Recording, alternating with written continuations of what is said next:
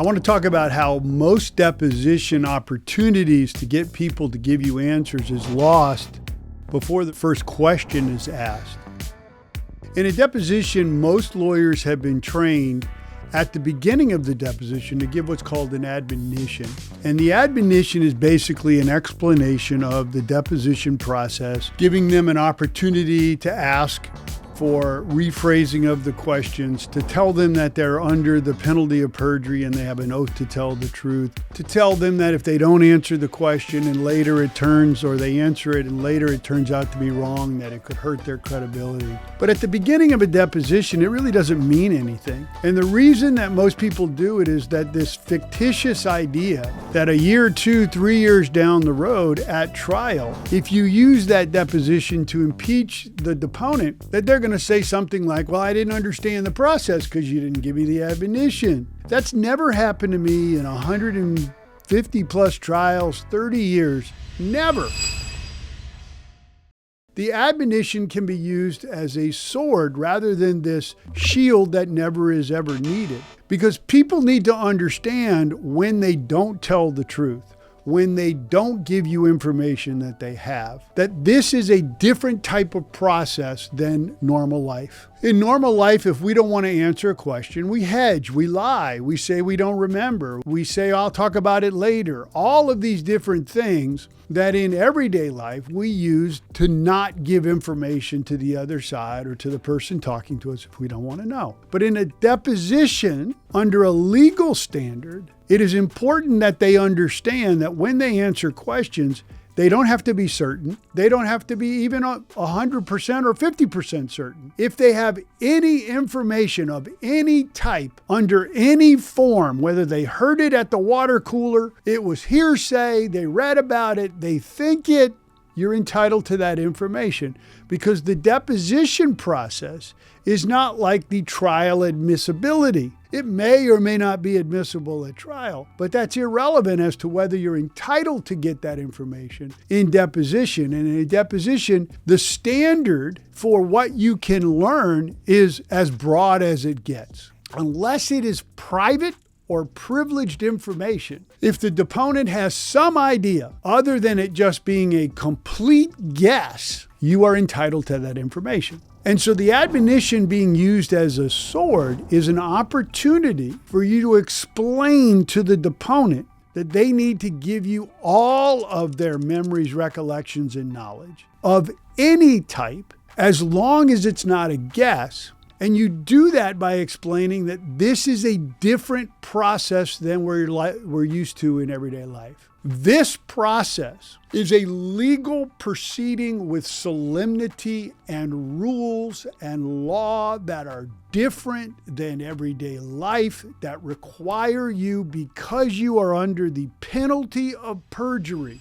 to dig deep to the recesses of your mind and provide me with every shred of information, correct or incorrect, hearsay or no hearsay, not sure or sure, maybe or maybe not, everything that's not a complete guess. If you're not making it up out of whole cloth, I'm entitled to everything in your brain. So you use that when the first time that the deponent says something, or maybe after they say it a couple of times where they say, I don't remember, I don't know. Who was at that meeting? I don't know. Clearly they have some idea. They probably don't either want to tell you, or they don't remember exactly everybody who's in the meeting. But in everyday life, when you say, hey, who was in that meeting? And you don't know for sure, I don't know, I'm not sure. In a deposition, when that happens, you have to stop. And now you can use the admonition as a sword. You didn't waste it at the beginning. You say, look, I just want to say that you just said you don't know who was at the meeting, but clearly I believe that you have some idea. And I just want to make sure that we understand where we're at here.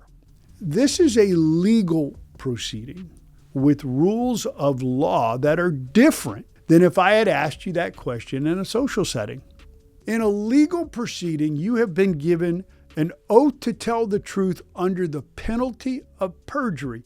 And that means for this particular process, you do not get to say that you don't know, or you're not sure, or not provide me with every shred of information you have of any type unless you are just making it up. So when I asked you who was at that meeting, I'm entitled to every recollection, right or wrong, of any type, and you are required under the penalty of perjury to do the best that you can to give me all of the information you have.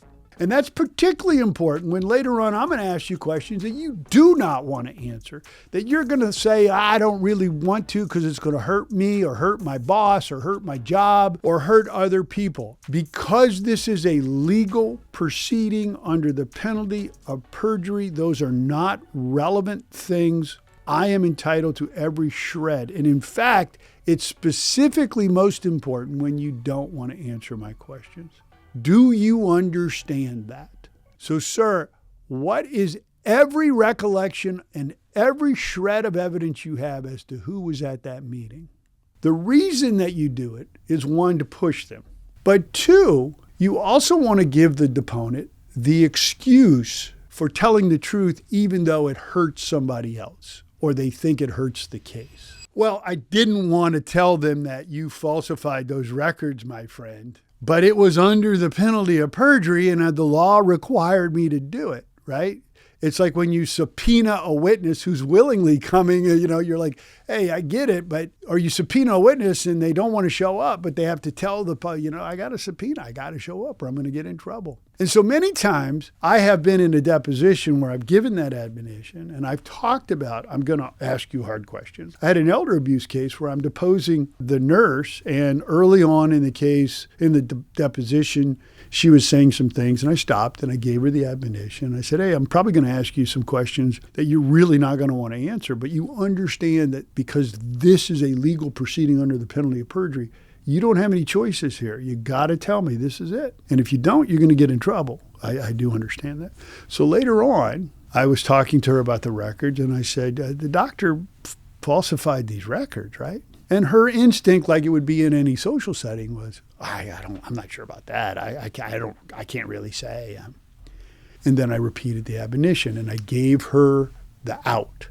Remember, I talked about, I know that you don't want to answer these questions, but if you know or you think something, you are required under the penalty of perjury to tell me the answer. The doctor falsified these records, correct? And then she said, well, if I have to answer under the penalty of perjury, I've given her the out. Yeah, he did. It's really, really important that you don't just blow off this admonition.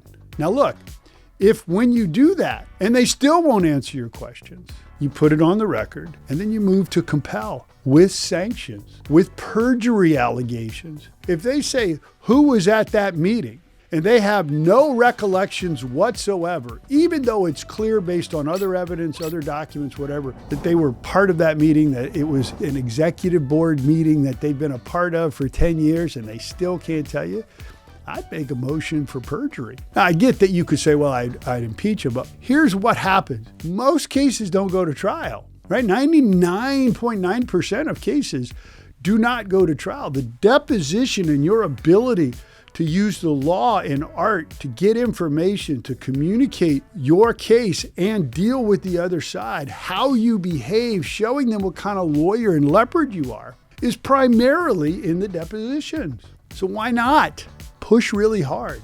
Why not make the motion and let them know that you're not going to tolerate this stuff? What's the greatest defense to bullshit discovery responses from the defense? Is you punch them in the nose right away.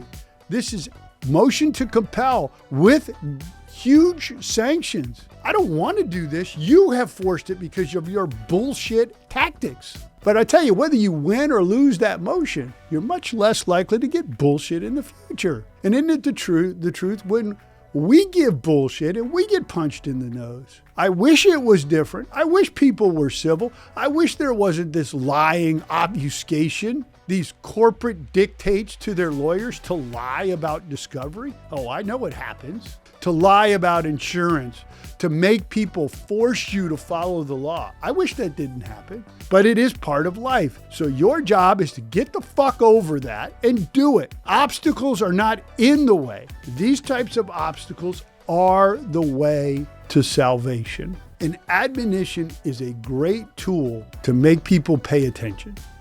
Come on now.